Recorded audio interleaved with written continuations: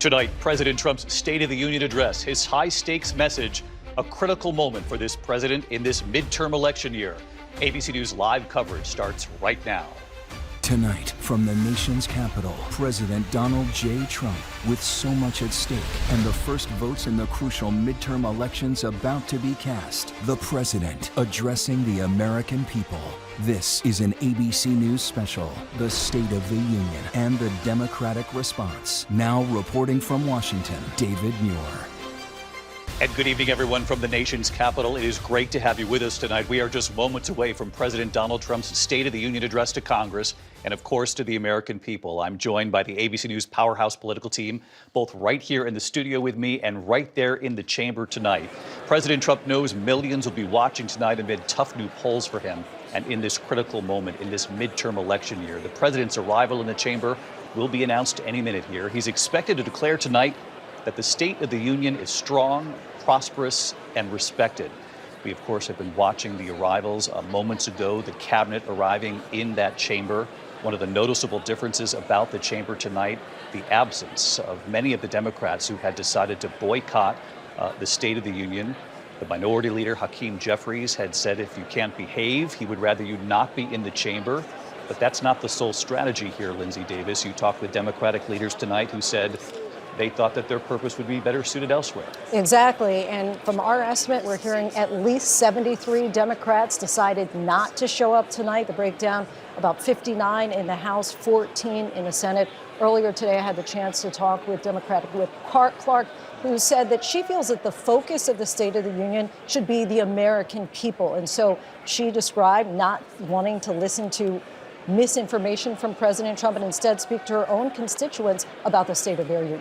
We'll watch that strategy as it plays out tonight. Many wondering if whether or not just showing up and being part of what the American people expect every year from a president, either the joint address or the State of the Union, as it's called, once you're into your second year as president. There we see the Health Secretary, Robert F. Kennedy Jr., Kristi Noem, Homeland Security Secretary, of course, front and center with immigration policy in this country, Susie Wiles, the Chief of Staff, of course, the trusted advisor to the president, one of his favorite people inside the White House, the Trump family up there in the chamber. You can see Ivanka, Barron, and the rest of the children, and Susie Wiles looking up to that chamber just moments ago. We saw the First Lady, Melania Trump, arrive as well. The rest of the cabinet there behind Kristi Noem. Her policies, the ones that she has to front in this country, the president's policies on immigration, the ICE policy playing out in Minneapolis for several weeks. The president is expected to address that tonight, and this White House fully aware of the polling on this, Mary Bruce, that the American people are aware of success at the border, but deeply uncomfortable with the images out of Minneapolis when it comes to Renee Good and Alex Preddy. Yeah, the president knows that he is battling against those poll numbers. We know that our poll shows that Americans disapprove of his handling on immigration. Of course, one of the key issues that propelled him back to the White House. And he is going to try tonight, or have to do tonight, to straddle that balance, to tout his successes at the border while also recognizing somehow Americans' concerns with the way that his ICE operations have been enforced across this country. And of course, David, it comes as we are in the middle of this partial government shutdown. Democrats refusing to fund the Department of Homeland Security until the president makes reforms to his immigration enforcement tactics. Many of the Democrats are now demanding that ICE agents remove their masks, that they have warrants for these arrests that they carry out around the country. And among the other demands, of course, and as you mentioned, Mary, the partial government shutdown, the backdrop to this State of the Union address. You can see some of the empty seats here in the chamber tonight. I want to show you a key moment that people at home, you know, we've been reporting on this for the last couple of days, the rebuke from the Supreme Court when it comes to President Trump's tariffs. Members of the Supreme Court right there in the chamber tonight. 4 of the justices are standing, and it will be very interesting to watch this dynamic because as the president is standing before that chamber, you have to keep in mind that the justices are really only a few feet away from him. It was just a year ago, we remember seeing that image of John Roberts, the Chief Justice, President Trump shaking his hand and actually mouthing the words "thank you" to the Chief Justice. That went viral, if you will, throughout the political world. But tonight, if we can show the pictures of the justices standing in the front when they arrived a short time ago, the Chief Justice you can see in the corner of your frame, but 4 of them standing there together. And John Carl will be fascinating to watch tonight. The president, his interaction, if there's any interaction at all after being rebuked by the Supreme Court just days ago. his words after that decision were blistering towards the Supreme Court. He called the justices that ruled against his tariffs very unpatriotic. He said that they were lapdogs of the radical left. He spoke about them as if they were beholden to foreign interests. Really quite a display, something we've really never seen an American president talk about the Supreme Court that way. I get the sense that tonight the message will be somewhat different. David, you and I had a chance to have lunch with the president today as a preview to this speech.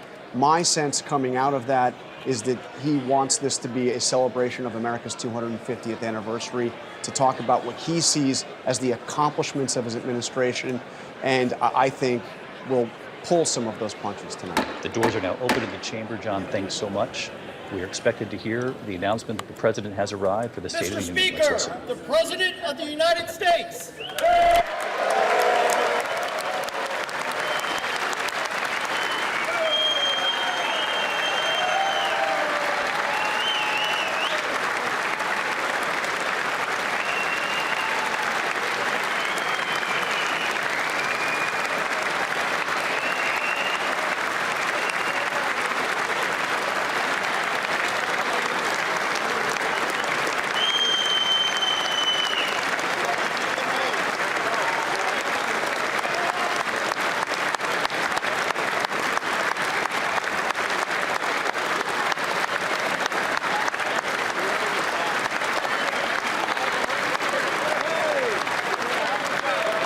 You see the president has entered the chamber. He knows this moment is a pivotal moment for him.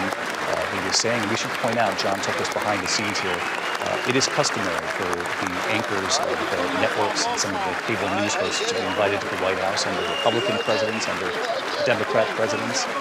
On the day of the State of the Union, the president did invite a few of us for lunch, and he made it very clear that he will address the economy tonight.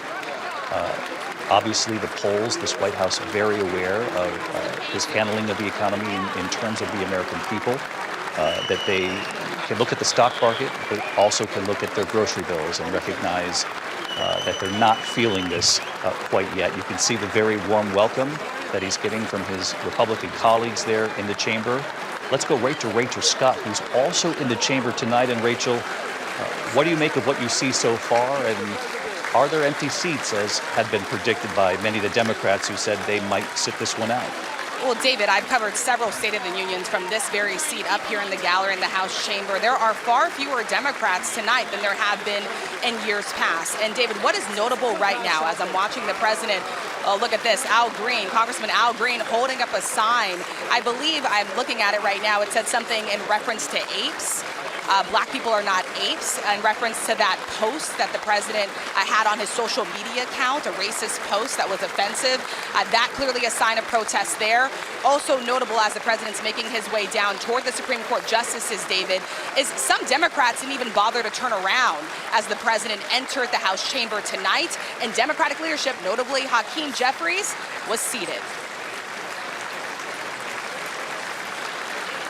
We just saw the president obviously shake the Chief Justice's hand. There's Justice Elena Kagan, Brett Kavanaugh, Amy Coney Barrett. Of course, he chose Amy Coney Barrett for the bench. She was one of the justices who did not vote in his favor and did not shake her hand there.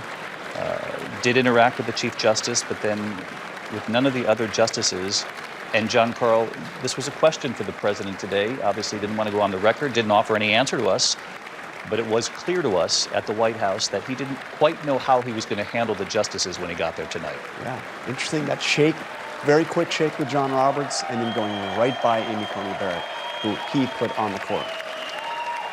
Of course, we should point out Chief Justice John Roberts, instrumental in that decision as well. He wrote the decision.